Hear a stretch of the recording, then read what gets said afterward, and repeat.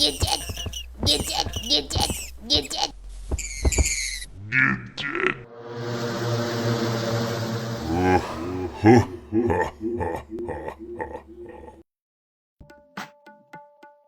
If you're blue and you don't know where to go to, why don't you go where Frakschön sits? Now the Ritz. Different types to wear it. Buongiorno amici, ciao a tutti, sono BC, and welcome back to another episode on the Diamond Society. Oh yes, I am way up high in the sky, on top of the Space Needle, just kind of hanging out because I really want to kind of go over some things that have been going on, because I'll tell you what, not only BC, but a lot of other people have been doing the work. Pound sign doing the work. I'm telling you what, there has been a lot of activity, and you can see the Space Needle hasn't been touched, and that's fine. We're going to get to it. We are going to get to this, and we're going to finish this project. But man, a lot of other things have been going on, and it's all set and paving the way for some really exciting expansion going on in this world.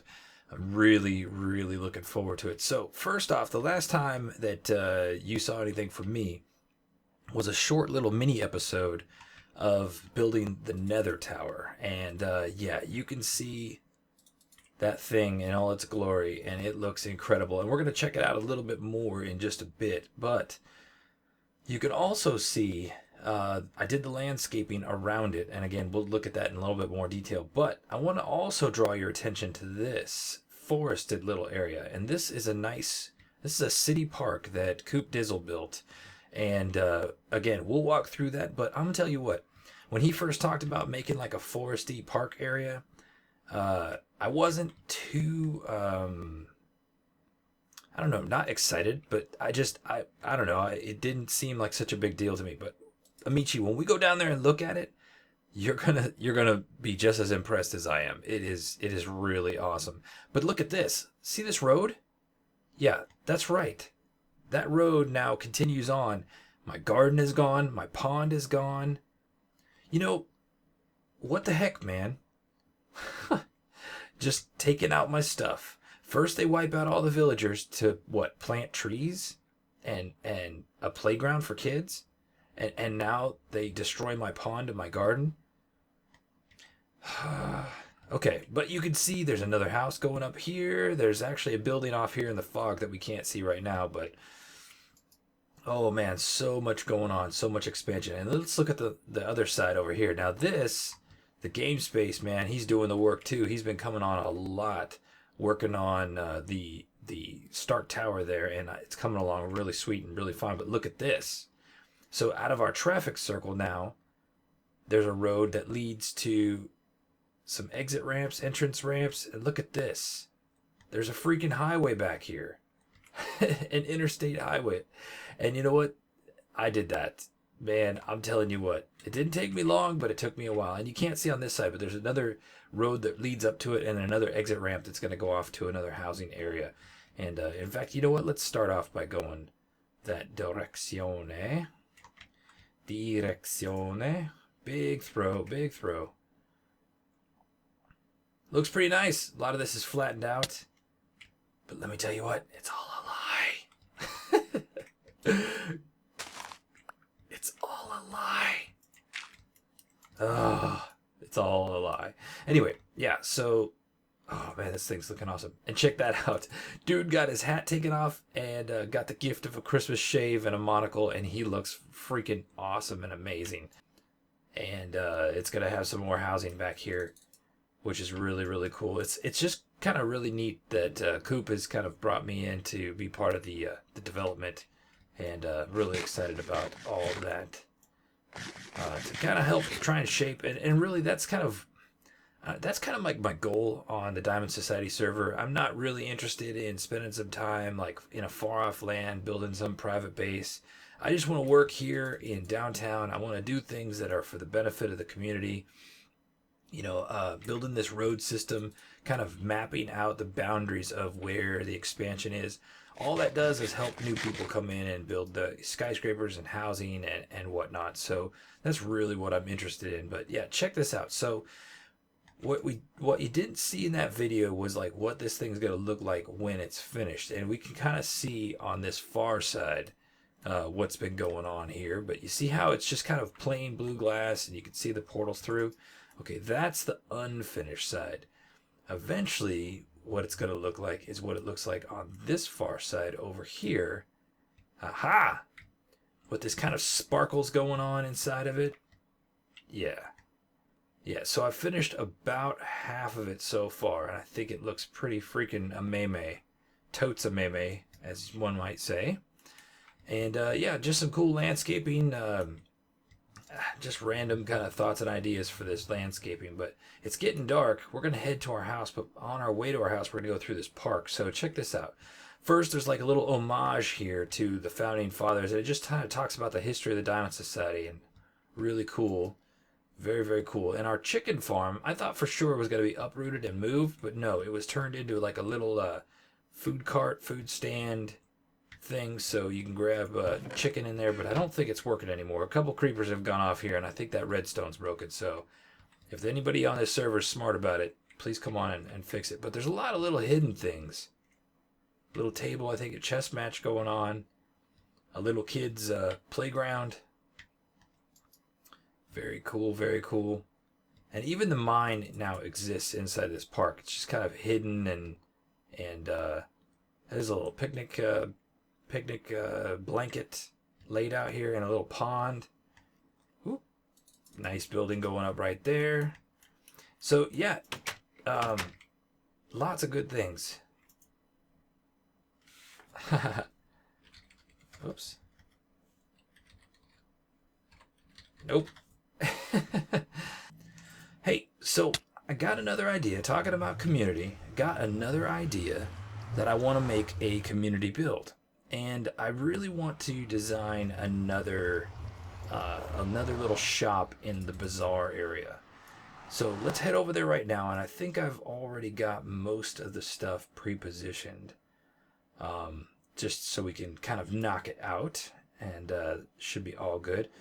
Oh man, let's see if we got any donations for our bonsai tree. I know people ask about it all the time. Nope. Acacias. Huh. Not a high demand, I guess. Oh, and check this out. There's a new shop here. I think it's a fish market. Duke's Fish. And he doesn't want any money for anything. All fish are free.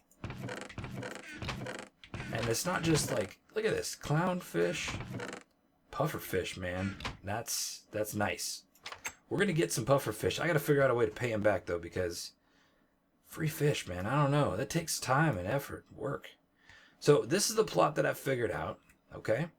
And I've already done some work, and I'll show you that in just a second. But look at this, BC's chest of booty. Oh yeah. Oh man, that looks so good. Skyline is getting awesome, and I've already got ideas for more skyscrapers, Amici. Oh man, I got a couple more ideas. One from my childhood, and one just that's in my brain that I think is going to be incredible once it's done. So anyway, so right here I want to put the chest of booty, and what the chest of booty is going to be is like a super like rare items shop. You know, there's a lot of things that are attainable in the game that are dang near impossible to get. I mean, it really takes a lot of exploring to find certain items. So, and I've had the good fortune of finding some of these items. So I want to kind of I want to offer those to everybody else, and so we're gonna do that by building this rare item shop. And what the plan is that on a regular basis, I'm going to switch the items out that are inside this shop.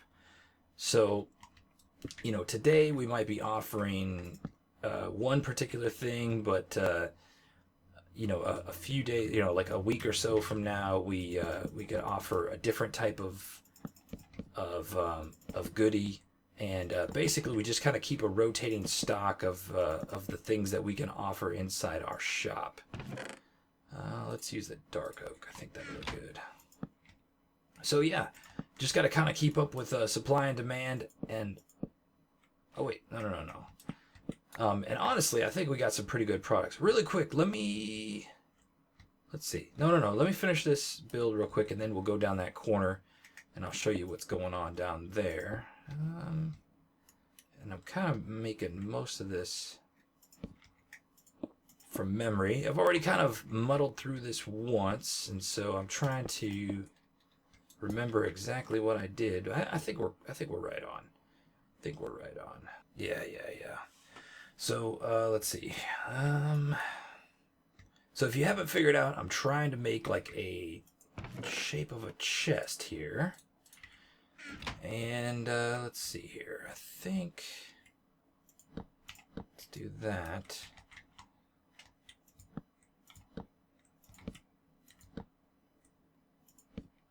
Okay. So let's see what's been going on IRL, man. Good stuff actually. So you guys know that I'm somewhat of a car enthusiast. Particularly have a fondness for the Nissan 300ZX, which is where I get my name, BCs300z, right? So particularly have a fondness for that car. It's something that like I've owned several 300ZXs in the past. It's a car that I really love. I think it has like timeless classic lines. It's one of those cars that gosh man, I don't think that car will ever what's the word I'm looking for? Will ever falter in its design or the lines that it has. To me, it's just incredible. It's just such a classic. And so, I've got quite a few. If you follow me on Twitter, you probably seen images of I'm sending out times when I'm working on my cars and stuff. I'm not a big social media person, but I'm trying to kind of branch out a little bit. So I'm trying to branch out and have more of a conversation with y'all. So so if that's interesting stuff, if you're digging it, if you're enjoying it, let me know. Give me some feedback. I guess I'm trying not to be such a complete and total hermit. So your feedback is much appreciated on that. But yeah, so got these 300ZXs, and one in particular is kind of like my super project. And not sure if I've talked much about it here, but I've got big plans for that car, and they are not unrealistic plans. What am I doing here? This doesn't look right. This is not what I want to do. This is derpy. Anyway, I got big plans for this one car in particular. I was able to find a 1993 Nissan 300ZX 2+2, which just means it has a back seat. And this thing is really well taken care of. The interior is incredible, and for a car that's 20 something years old, I'm telling you, Amici, it is unbelievable how well taken care of this car is. And so my goal with this car, and I started this gosh, I keep dancing around. I started this project years and years ago. Like, I'm talking, I probably started this project about 6 or 7 years ago. And the project is to take a Nissan 300ZX and ultimately put a Nissan Skyline GTR RB26 twin turbo, which is the actual Skyline GTR twin turbo engine in it. So yeah, it's quite the project, quite the undertaking, and just the challenge that I am looking for. And so there's a bunch of different steps to accomplishing this project. One of those steps is, getting the car that I have, kind of tip top. And I've been working a lot on that, doing different things here and there. Been working on, gosh, what have I been doing lately? I've been installing a stereo system in it, just kind of revamping the system that was already in it. And it just needs a little bit of body work. Like the interior that I got, the car's insides are incredible. They're amazing. They are extremely well kept. You wouldn't know that the car was as old and classic as it is. However, the outside has just got a little bit of sun damage. There's maybe one or two little small parts of rust, and so it needs to be taken care of. Particularly the spots where the rust is, they're allowing water to come into the car, and so for that reason, right now it can only be garage kept, and that's fine. That's kind of like my overall, intentions anyway, is to, garage keep the car. But, I don't want to feel like I'm restricted to just doing that all the time. So I'm really trying to kind of, to come up with, not come up with, but to get it fixed so that I don't have to keep it outside all the time. So, anyway, I had an appointment yesterday, I think it was, to go to a body shop and have them kind of check it out and make an evaluation as far as what they could do for me. And I'll tell you what, the body shop I went to, top notch, man. Their facility looked great. The staff was friendly. Like, everything they were doing looked incredible. And it got me really jazzed, like really, really jazzed. So I told the guy all the things I wanted to do. I think we were kind of speaking the same language. I mean, he understood that, I wasn't just some doofus coming in to to get this car worked on. He understood that, this is not, this is something that is like a collectible, and that is, I'm trying to restore it. I'm not just trying to, I don't want just like some gee whiz, hot shot paint job. I'm like actually wanting to bring it back to life. Bring it back to the way it should be. And anyway, great experience. Really excited about all of it.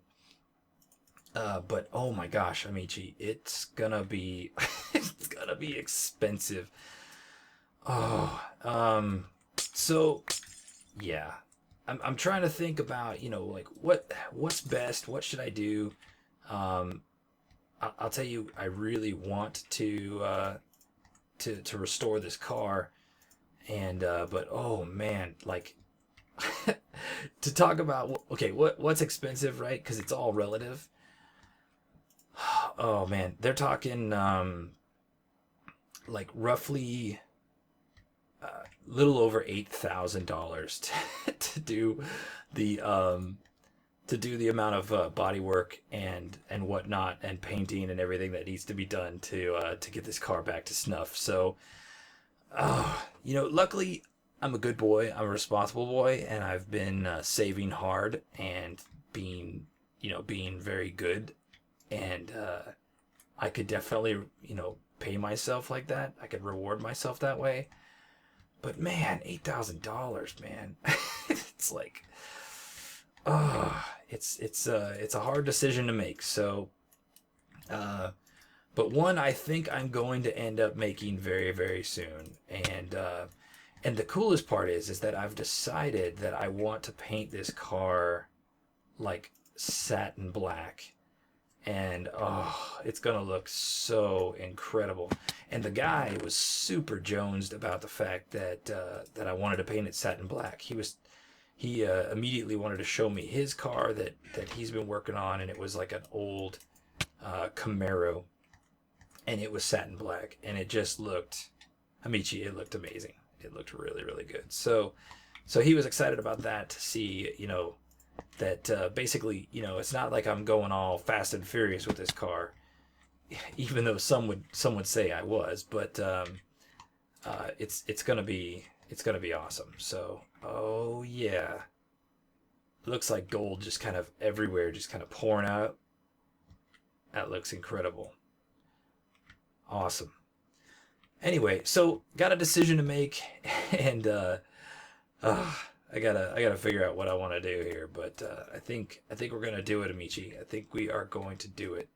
So we can get rid of the coming soon sign, because we are now here. I need to put in a wooden floor real quick, and then I want to take you below. And what I already did, Amici, is I already did all the redstone. And the reason I did that is because I could have done it one or two ways. I could have just fuddled around on camera, or I could have said, oh, I'm going to go do the redstone, I'll be right back. Or I could have just had it already done. And so I chose to just have it already done. So let me show you how it works. And this is something, I don't want to say it's my own design, but it's my own collection of designs to complete this result. So it's hard to see what's going on in here, but let me see if I can show you. So over here you have your typical item sorter going on, right? And the item sorter is key to the payment system. So people are going to put their payment in, it's going to hit the item sorter, and depending on the payment that was given, an item will be dispensed. And so this, so the sorter then goes into a chest, just like any other sorting system, but this comparator sees that item passing through to the chest, and it says, okay, I'll dispense one item, and it dispenses that item into this hopper chain, which then goes up this dropper elevator. And why did I use a dropper elevator? Because we know that glass elevators are going to break, so why hold on to that thing of them ever working again? And then it'll be dispensed up above. Now, how do I make different payments? Well, okay, so for one, you make your different payments by putting things in the sorting system. So right now we have redstone, and you'll see there's 14 redstone in there. Now, instead of the normal sorter where it just comes down and then over and then done, right, which allows one item to pass through, we extend that signal, but not extend the actual item realization signal. So this is still just looking for that 19th thing, and then it's going to trigger because it's only 2 pieces of redstone. But what we do is beyond that, we extend this signal, and I've got 1, 2, 3, 4 repeaters all on full tick delay. And so what that does, Amici, let me see if I can find some redstone. I don't know if I can. I probably have taken it all away from here. Okay, I have. So let's see. We'll use these logs instead, just to show how this works.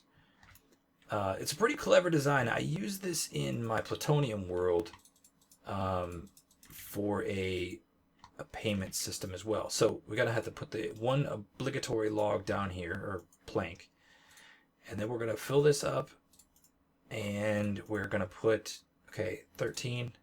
Now watch, 14, 15, 16, 17, 18. Now that's where it's locked. So one more item triggers. 19.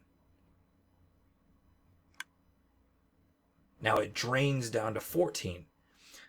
The reason it drains is because this signal is so delayed that it doesn't reactivate this torch to lock this hopper until 5 items have passed through. Yet, even though 5 items went through, only 1 item is detected, or this dispenser will only fire 1 time. So you're only given a 1 so what I did basically is I just said, okay, for 5 blocks, or for 5 wooden planks, you get to have an item. And I don't know what's in here right now. Let's see if there's even anything in there. Okay, let's put a piece of stone. So if I go up top, I go inside here, there's a payment chest. So inside here, I'm going to put 5 wooden planks, and it's a trap chest, so they won't go anywhere until I close it. 5 wooden planks go in there. Ah, it accepted. And my piece of stone. Now, what if I put something wrong in that's not in the payment system? Like, I know a button isn't. What happens? Oh, nope, no go. That's a no payment. So, yeah, man. So, that's how you work it out. And again, you just fiddle with this delay. So, we've got... Oh, dang it.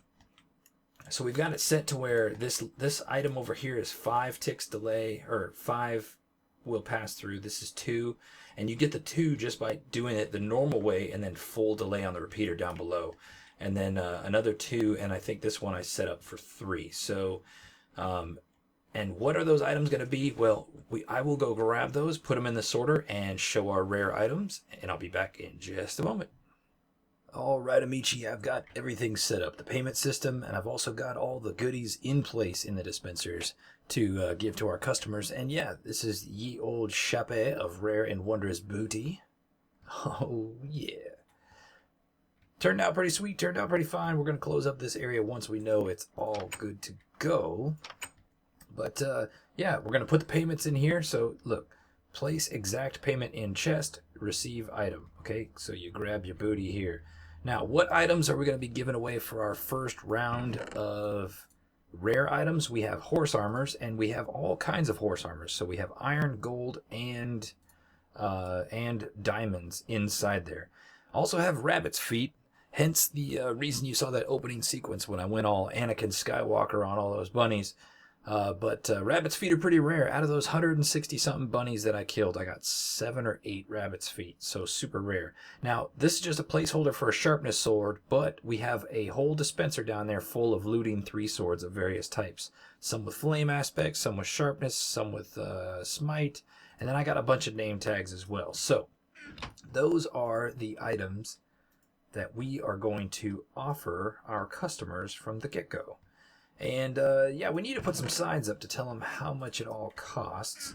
So for the horse armor, let's see, 1 horse armor equals, let's see, the horse armor I want to sell for 3 emerald blocks. All right. Now, you know, the one thing is there's really no economy on this server. So these prices are based on the rarity and the kind of what I need. And as we change items over time, the actual payment will change too. So I can kind of just make have people pay me in the things that I need, you know, whether it's blocks or whether it's riches, you know, whatever. So, all right. So we got rabbit's foot. 1 rabbit's foot is equal to, let's see, for the rabbit's feet, 2 diamond blocks. You know, and that shouldn't be too much of a stretch. These people are rich around here, so should be good to go. 1 sharp 3, let's see, sharp 3 dia sword. Now we need a sharpness 3 diamond sword equals, let's see, for the sharpness swords, or I'm not sharpness, looting, holy cow, looting 3. They're all looting 3, not sharpness 3. 1 looting 3. That makes a big difference, right? 1 looting 3 diamond sword is going to cost our customers 2 lapis ores. So the rare lapis, or the raw lapis ore is what I need. And for the last thing, 1 name tag is going to cost our customers, let's see, 5 diamond ores. So the rare, or the raw diamond ores is what I need. So we got 3 emerald blocks, 2 diamond blocks, 2 lapis ores, and 5 diamond ores. Yeah. Yeah, I think that's going to be good. And then, of course, we don't want people taking our window display, so I'm going to do this little maneuver right here, like that, so they can kind of see what's on display, and they can't necessarily get in there and mess with stuff. So just as a test, let's see, make sure, okay, oh yeah, this is to finish out our build. All right, so we got some stuff inside our inventory. Let's see. I want to buy, let's buy a name tag, 5 diamond ores. So if I put more than 5, I'm going to lose them. So you got to put exact payment. Otherwise, it just becomes my freebie change, like a tip. 5 diamond ores. Survey says. Nice. Got my name tag. Yeah. So, BC's Rare and Wondrous Booty is now open for business, Amici. Come on in and stop by. Let me go ahead and put this name tag back inside there. Got quite a few for sale. Let me go ahead and take my my seed money back. And let's go ahead and seal this guy up. And yeah. Shoot, man. Good to go. So hopefully we get some more customers. The bonsai tree store hasn't been doing too good, but I think some of this stuff may be desirable. I've already got other things like cobwebs and some other rare and wondrous goods that hopefully we can offer to them soon. We'll probably rotate this stuff out every couple weeks, and unless somebody comes and just wipes me out with supply and demand, then of course we'll kind of change it up. But yeah, Amici, that's going to be all the time we have for today.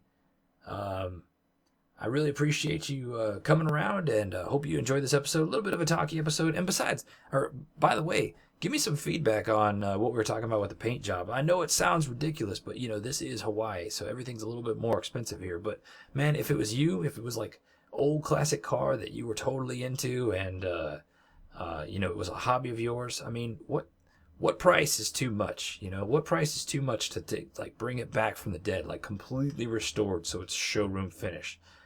I'd be interested to know. But yeah, so anyway, I'm going to go ahead and sign out for now. I'll talk to you later, amici. Ciao a tutti. And bye-bye.